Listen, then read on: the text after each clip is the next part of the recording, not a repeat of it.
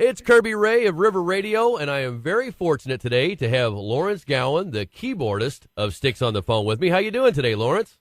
Couldn't be better, Kirby. How are you? I am doing really well. Well, I'll tell you what. First of all, I'm so honored that you took time to call and speak with our listeners today, so thank you for that. Yeah, my pleasure entirely. I know that there's a good number of Styx faithful among your listeners, and so it's always great to speak to them. Well, the show that we're going to be talking about today, you guys are coming to the Peabody Opera House, a beautiful venue in St. Louis, Missouri, on Sunday, April 3rd at 7:30 p.m. is when that show is going to begin, and listeners can get their tickets at styxworld.com. Have you played the Peabody before, Lawrence?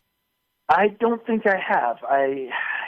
If we did, it was a long time ago. I'm in my 18th year with the band, so if we did play there, it was maybe as much as 15 years ago at the earliest, I suppose. But I've heard great things about the Peabody Theater, and I'm really looking forward to it. Well, I know what our listeners are really excited about is normally when you come through the St. Louis area, you do the Hollywood Casino Amphitheater outside, which is a great venue, but this is a lot more intimate. Well, the great thing about this type of show, we love playing we used to call it Riverport or Riverview. That's it. It's called the Hollywood now. Yes, it's Hollywood Casino. Fantastic place. But the idea of playing a night at a theater for Styx means it's an evening with Styx. So we will play, as opposed to playing our usual hour and 20 or hour and a half, we'll play over 2 hours, just as we did last night in San Jose and tonight in Lake Tahoe. This will be more an evening with Styx, so people will hear a much deeper cuts will go into this show than they normally hear. So it's a great night for us to celebrate as much of the catalog and the legacy of the band as we can. Well, as I was looking at styxworld.com, I saw that you have some fun places coming up on this tour to play. Is there a place that you're really especially looking forward to beyond St. Louis? Exactly. St. Louis, absolutely number one. On this run, it's amazing. I'll sometimes, I'll think, for example, okay, so, San Jose is going to be great, and it turned out to be absolutely great. But sometimes you get in a surprise city in there. So, I don't think I've played. I can see that we're coming up after we play St. Louis. We go to Richmond, Kentucky. I don't think we've ever played there. So that might wind up being one of the best places on the run of shows. It's amazing how you find, you'll peg, New York or a Chicago show or an LA show as being, I can't wait to play that one. But somewhere along the way, another show, in a place that you weren't anticipating being so engaging will suddenly spring forward and you'll be like, God, I can't wait to go back to. I think last year was Des Moines, Iowa. Right. You know what I mean? You have a spectacular night in your place, and that becomes a great place to play. But no, I've got great memories of St. Louis, and it's always fantastic to play there. Last time I was there, I got to visit the home of the ragtime composer Scott Joplin, who I'm really interested in. So St. Louis has got such a rich musical background. It's a great place to be and kind of try to soak up as much of those vibes as you can when you're there. Well, we're so glad you love the area here, and we're really looking forward to having you back. And thank you for the compliments about the area. I know the listeners are going to be happy to hear that. And, of course, we do have tickets that we're going to be giving away for that show at the Peabody Opera House on Sunday, April 3rd. You can buy those tickets, as I said, at styxworld.com. If you're just joining us, I have Lawrence Gowan, the keyboardist of Styx, on the phone. And something I wanted to ask, I know that you have some history before the band, and I wanted to ask a little about your solo career because I see you garnered some awards and also have some material out if the listeners would like to check that out. Yeah. As I mentioned earlier, I came into Styx nearly 18 years ago now, but prior to that I had a lengthy solo career in Canada, and the way my deal was structured with Columbia Records, I never did get a release in the United States, and it was a frustration, but at the same time I had a great audience there, and I had several platinum records, etc. And that's how I came into kind of Styx's world. Is that we did a couple of shows together, and that's when they first saw me perform and heard my material. And then they asked if I would join the band in 1999, and I've been able to do that. And with Styx, we play over 100 shows a year around the world, and I still manage to squeeze in a few solo dates throughout the year. I actually have some coming up in Toronto at the end of next month. Is there a website that we can check out your solo material? Yeah, sure. Well, first of all, it's all available on iTunes. If you just go under Gowan, Gowan,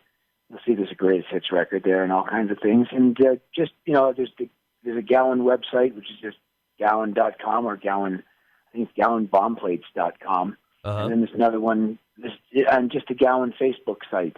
What you were just talking about kind of leads me into a question I had. What was it like when you were asked to join Styx? I mean, myself, I don't know what I would think. I mean, how did you feel?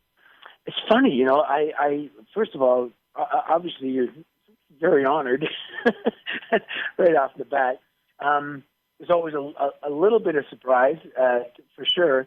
But the funny thing is, Kirby, we had such a great couple of nights when we played.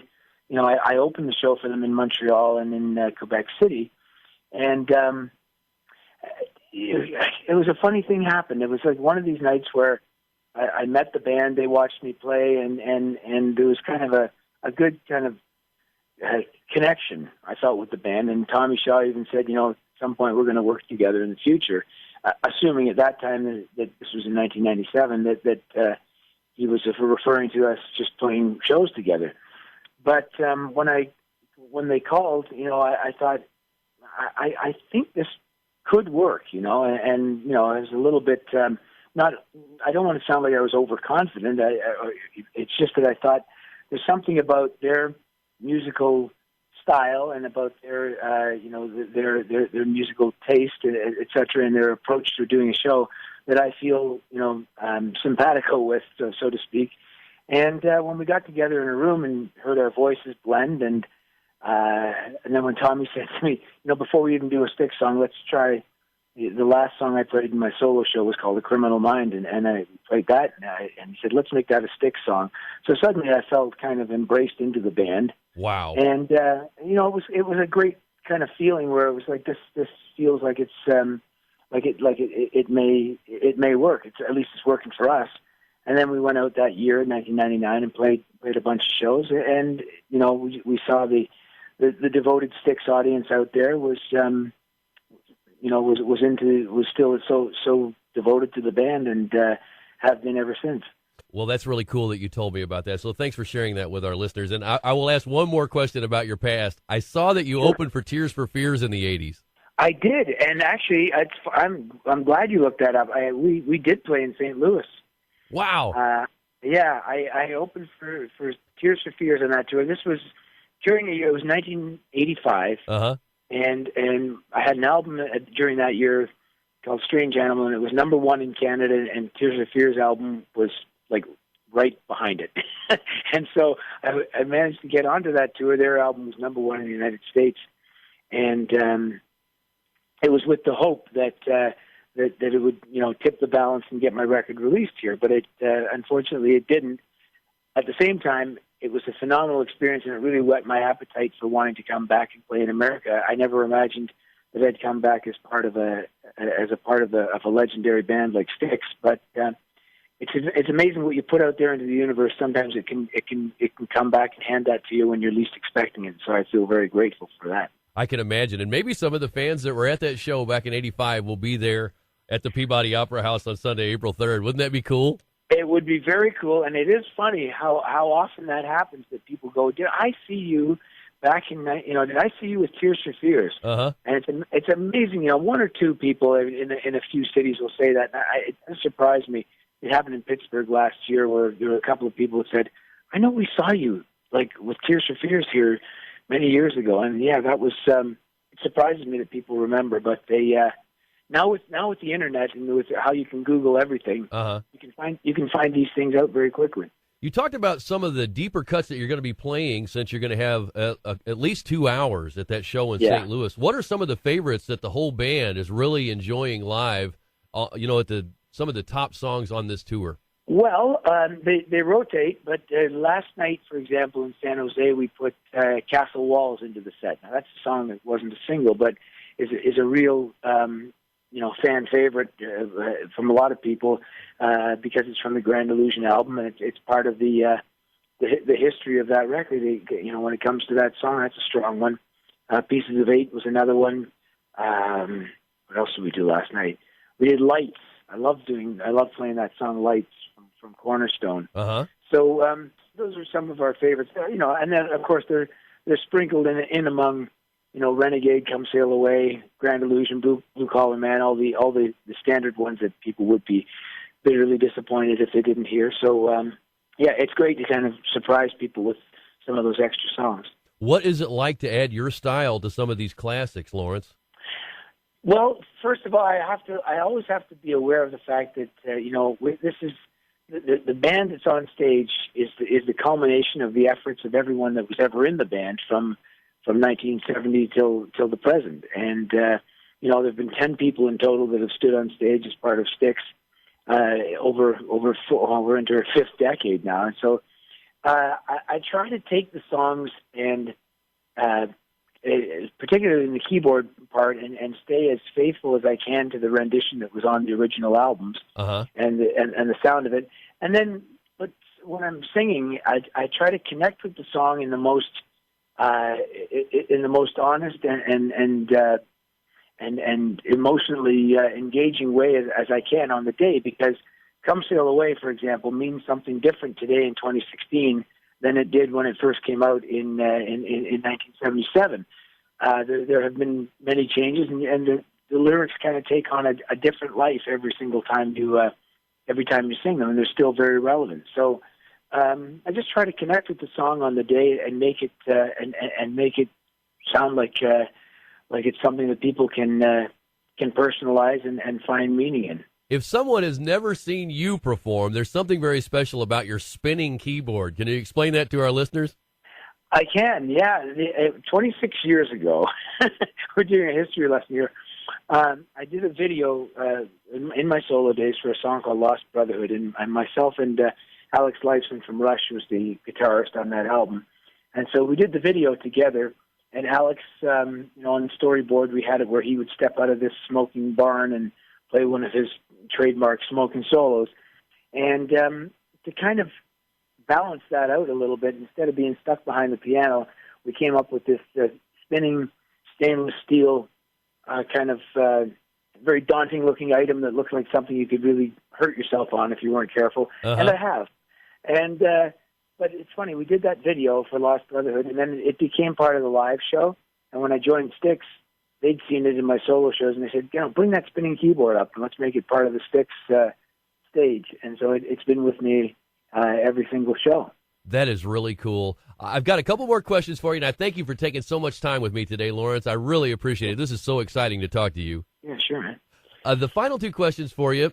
I know that probably you really respected Keith Emerson. Do you have anything to say about the loss of Keith? I do. Keith Emerson was an astonishingly gifted musician, a tremendous musical spirit, and as a keyboard player, of course, I think he was. I remember I was going to the conservatory and trying to play a little bit of Elton John and Rick Wakeman and some Freddie Mercury, but when I listened to Emerson, I thought, oh my God, that's one hell of a mountain to climb, to try to get to that level of proficiency. But I attempted it, and I remember learning Carnival 9 and Hoedown and a couple of the other pieces, and hearing his take on Pictures in an Exhibition by Mussorgsky. Amazing how he pulled the classical world into the rock world so seamlessly and in such an entertaining fashion. I loved it. Although he was a keyboard player, the fact that he realized that entertainment is really at the heart of rock and roll. It really is. I think that too few keyboard players embrace that, but the ones who do are the ones that I relate to most strongly. So, last night I played just a little snippet of Hoedown in the show, just as a tribute to Keith Emerson. And I'm saddened by the fact that he obviously was in a very painful place when he finally died, and that's very sad. But all the 71 years that he gave us of his musical spirit, I think is something to be venerated for a long time. Well, thank you for sharing your thoughts on Keith, and I really respect what you said there. My final question, I know you and I both remember when there was no internet. If you could go back to a time when there was no internet, when you actually had to look at an album and decide, well, from the look of this record, this might be something I'd like. If you could go back to that time, and everyone today could go back to that time, if you had that choice, would you go back? Wow. We're trying to, that's a difficult question. I loved the experience, the entertainment experience that there was with taking an album cover, looking at every little aspect of it, and listening to the record either with headphones on or alone in your room, and kind of the theater of the mind that conjured up. That was a whole form of entertainment that we sort of have lost in the internet age. However, as you know, there's a gigantic resurgence in vinyl and artwork. The artwork to me is the other half of that equation. That's come back to being such a vital aspect of what people do, and there are ways of engaging that now on the internet. There are ways of packaging things where people can have that experience again. But I wouldn't necessarily go back. I try to bring as much from the past into the present as I could. But even you asking that question, Kirby, it just conjures up the memory of sitting down with Goodbye Yellow Brick Road and looking at every little drawing that was inside the album that connected to each one of the songs, and how you built a whole world in your mind just from listening to that record. And I would say that Grand Illusion and Pieces of Eight, those are a couple of spectacular album covers that do the same thing. And so I'd want to pull the two eras together, but I'm very happy to be alive in 2016. That's a great answer, Lawrence. Well, once again, we have Lawrence Gowan, the keyboardist of Styx, on the phone. So honored to speak with you today, and you guys are going to be at the Peabody Opera House in St. Louis on Sunday, April 3rd. You can buy your tickets at styxworld.com. And Lawrence, thank you so much for taking so much time to spend with our listeners and our stations today. Thank you so much. Such a pleasure to talk to you, Kirby, and really looking forward to St. Louis on the 3rd of April.